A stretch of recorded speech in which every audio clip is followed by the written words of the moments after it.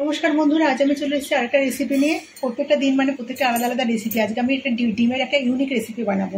ডিমের তো অনেক রকম রেসিপি আমরা খেয়ে থাকি, এটা একেবারে আলাদা। সেই জন্য আমি 3টে ডিম সেদ্ধ করে নিয়েছি। আমার বাড়িতে শুধু আমার মেয়ে খাবে বলে আমি 3টে ডিমই রান্না করছি। বন্ধুরা তোমরা তো জানোই আমি ভেজ খাই, সে কারণে আমার 3টে ডিমে আমার হয়ে যাবে। যার যে কটাই লাগবে সে কটাই রান্না করবে। আর এখানে একটা ভাজা মশলা করবো, 2টো এলাচ, একটা দারচিনি, 2টো শুকনো লঙ্কা, হাফ চামচ জিরে আর একটা তেজপাতা। এটা ড্রাই রোস্ট করে গুঁড়ো করে নেবো। আর একটা মশলা করে নেব, 4-5 কোয়া রসুন দিয়ে দিচ্ছি, 2টো কাঁচা লঙ্কা। আমি কিন্তু এখানে কোনো আদার ব্যবহার করব না। আর একটা মিডিয়াম সাইজের টমেটোকে আমি এর মধ্যে দিয়ে দিচ্ছি, দিয়ে একটা পেস্ট বানিয়ে নিচ্ছি। মশলাটা আমার রেডি হয়ে গেছে। আমি কিন্তু আদার ব্যবহার করিনি, টমেটো, কাঁচা লঙ্কা আর রসুনের পেস্ট করে নিয়েছি। আর ভাজা মশলাটা আমি একটা কৌটোর মধ্যে রেখেছি, নাহলে গন্ধটা উড়ে যাবে। আর এখানে ফোড়নে দেবো জিরা আর তেজপাতা। আর ডিমগুলোর মধ্যে একটুখানি লবণ আর হলুদ মাখিয়ে নেব। 1 চিমটে লবণ আর 1 চিমটে হলুদ মাখিয়ে নেব। ডিমটাকে ভেজে নেব। কড়াইতে আমি তেল বসিয়ে দিয়েছি। বন্ধুরা, একটু আগে আমি কাঁকরোল ভেজেছিলাম, সেই তেলেই আমি রান্নাটা করে নেব।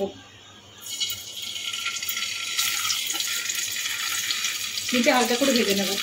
ওই তেলের মধ্যে আমি ফোড়নটা দিয়ে দেবো, জিরে আর তেজপাতা হালকা করে ভেজে নেব।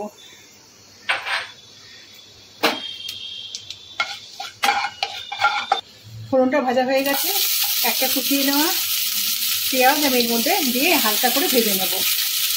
বন্ধুরা, এইভাবে একবার ডিম রান্না করে খেয়ে দেখবেন, দুর্দান্ত লাগে। আমরা তো একই রেসিপি বহু রকমভাবে করে খেয়ে থাকি। এটা ভাত, রুটি, পরোটা যে কোনো কিছুর সাথে কিন্তু ভীষণ ভালো লাগে। একেবারে মশলা ছাড়া রান্না। আদা আমি ব্যবহার করছি না, আদা ব্যবহার করলে কিন্তু তেলটা বেশি লাগে। দেখতেই পাচ্ছি বন্ধুরা, তোমরা একেবারে কড়াইতে তেল না, এই তেলেই কিন্তু আমার রান্নাটা হয়ে যাবে। হালকা করে পেঁয়াজটা ভেজে নেব। পেঁয়াজটা হালকা করে ভেজে নেওয়া হয়ে গেছে। বেটে রাখা মশলাটার মধ্যে দিয়ে দিলাম। এর মধ্যে এখন কিছু মশলা, শুকনো মশলা, গুঁড়ো মশলা অ্যাড করবো।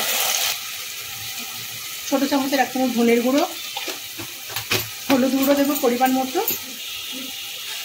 হলুদ গুঁড়ো ব্যবহার খুব বেশি করবো না, কারণ অল্প রান্না তো। আর দেবো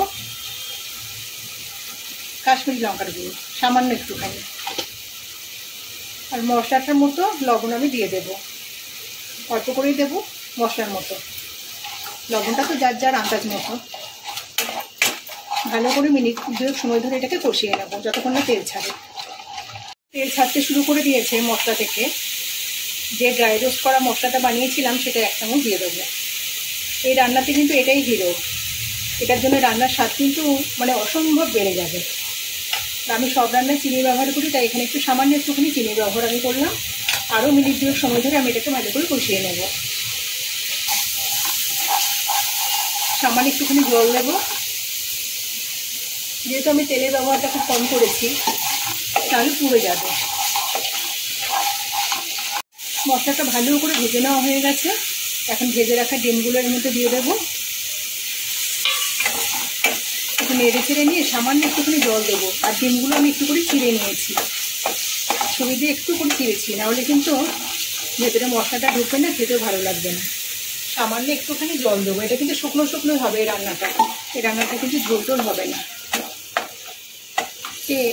একটুখানি সেদ্ধ করতে দেবো। আমার ডিম রান্না রেডি। এটাকে আমি এবার একটা জায়গাতে তুলে নেব। বন্ধুরা, আমার একদম ডিম রান্না রেডি। এটা কিন্তু প্রথমেই বললাম, রুটি, পরোটা, ভাত সবের সাথে কিন্তু ভীষণ ভালো লাগে। অসম্ভব স্বাদ হয় এটা খেতে।